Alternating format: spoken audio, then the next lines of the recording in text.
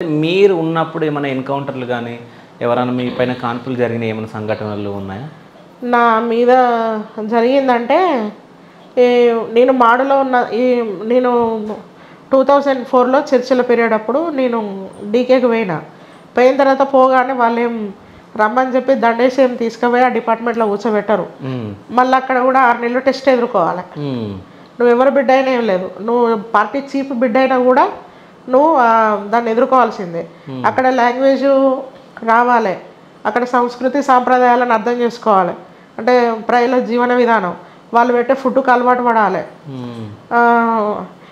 నేను ఇది తినను, ఇదేంది ఇట్లా, వీళ్ళేంది ఇట్లున్నారు అంటే మన అట్లా అనుకోవద్దు. కానీ అట్లా అని చెప్పి మనకు అట్లాంటి ఆలోచనలు ఉండవు. వాళ్ళ సంస్కృతిని మనం గౌరవించాలి, వాళ్ళు పెట్టిన ఫుడ్ను గౌరవించి తినాలి. ఇదంతా తట్టుకోగలుగుతుందా? తట్టుకోకుండా పోతా నేను ఇక్కడ చేయనని చెప్పంటుందా, ఇంటికి వెళ్ళిపోతానని అంటారా అని చెప్పి టెస్ట్ చేస్తారు. అట్లా నాకు పశ్చిమ బస్తర్లో నేను ఒక 6 months నిర్మల ఆంటీ అని చెప్పి ఉండే, ఆంధ్రాకి సంబంధించిన ఆంటీ అక్కడ డివిసి మెంబరు, ఆమెతో పాటు నేనున్నా. ఇక లాంగ్వేజు పట్టుబట్టి లాంగ్వేజ్ నేర్చుకున్నా 2 నెలల్లోనే. ఏ లాంగ్వేజ్?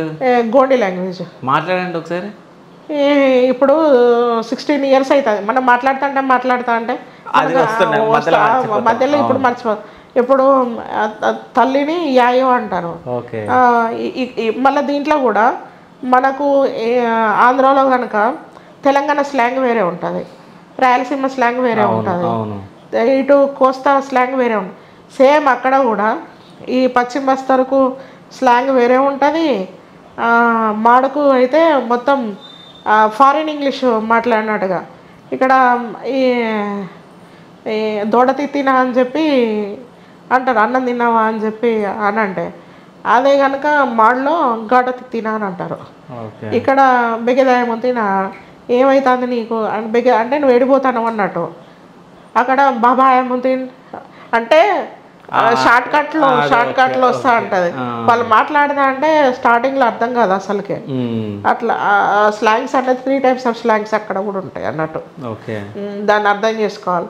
ఇక్కడ ఉన్న తర్వాత పట్టుబట్టి నేర్చుకున్నా.